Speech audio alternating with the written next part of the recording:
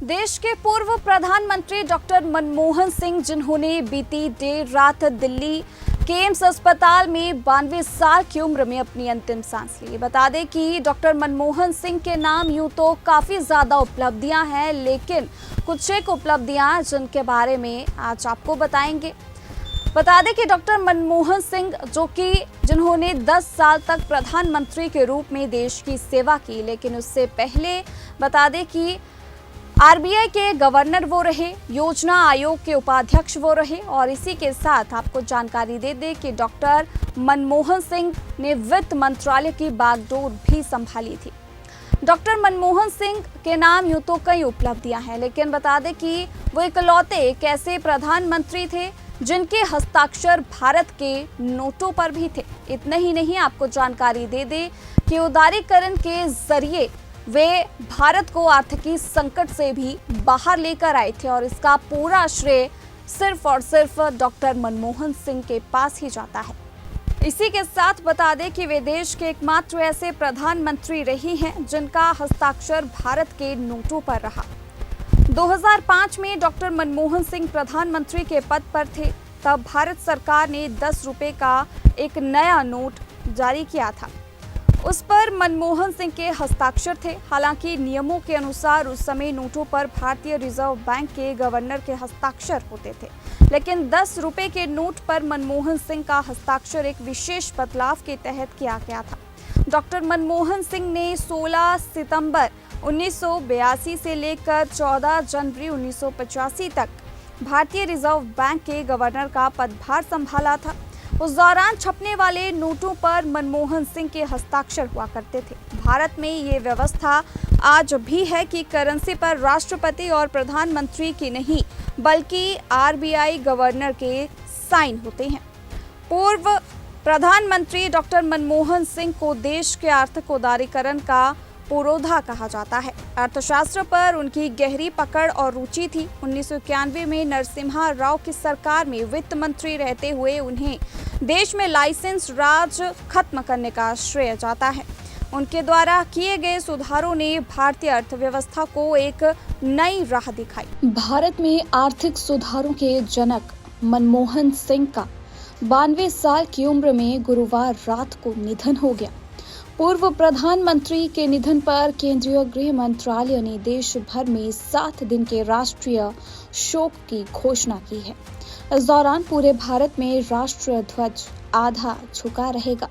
सभी राज्यों और केंद्र शासित प्रदेशों के मुख्य सचिवों को भेजे गए पत्र में गृह मंत्रालय ने ये भी कहा कि मनमोहन सिंह का अंतिम संस्कार राजकीय सम्मान के साथ किया जाएगा और राष्ट्रीय शोक के दौरान कोई आधिकारिक मनोरंजन कार्यक्रम नहीं होगा। आर्थिक सुधारों के दम पर भारतीय अर्थव्यवस्था को प्रगति के पथ पर अग्रसर करने वाले मनमोहन सिंह हमें छोड़कर चले गए हैं।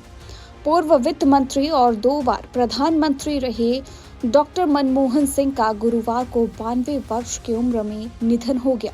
जब मनमोहन सिंह ने साल 1991 में पीवी नरसिम्हा राव की सरकार में वित्त मंत्रालय की बागडोर संभाली थी, तब भारत का राजकोषीय घाटा सकल घरेलू उत्पाद यानी कि जीडीपी के 8.5% के करीब था।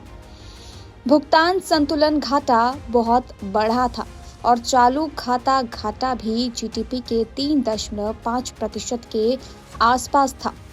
इसके अलावा देश के पास जरूरी आयात के भुगतान के लिए भी केवल 2 सप्ताह लायक विदेशी मुद्रा ही मौजूद थी। इससे साफ पता चलता है कि अर्थव्यवस्था बहुत गहरे संकट में थी।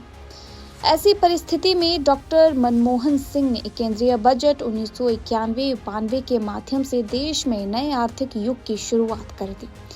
ये स्वतंत्र भारत के आर्थिक इतिहास में एक महत्वपूर्ण मोड़ था, जिसमें साहसिक आर्थिक सुधार, लाइसेंस राज का खात्मा और कई क्षेत्रों को निजी एवं विदेशी कंपनियों के लिए खोलने जैसे कदम शामिल थे।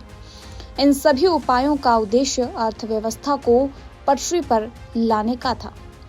भारत को नई आर्थिक नीति की राह पर लाने का श्रेय डॉक्टर मनमोहन सिंह को दिया जाता है।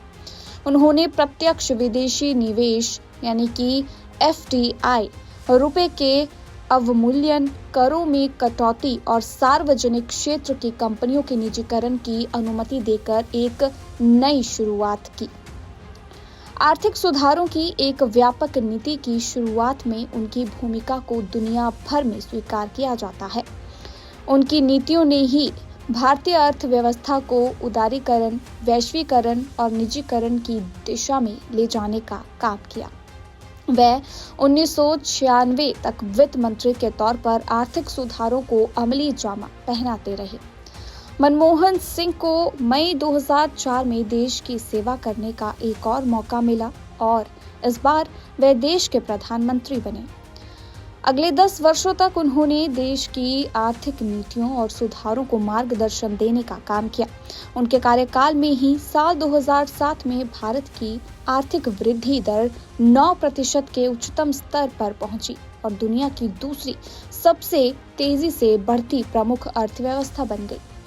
वह 2005 में महात्मा गांधी राष्ट्रीय रोजगार गारंटी अधिनियम यानी कि मनरेगा लेकर आए और बिक्री कर की जगह मूल्य वर्धित कर यानी कि वैट लागू हुआ। इसके अलावा डॉक्टर मनमोहन सिंह ने देश भर में 76,000 करोड़ रुपए की कृषि ऋण माफी और ऋण राहत योजना लागू कर करोड़ों किसानों को लाभ पहुंचाने का भी काम किया।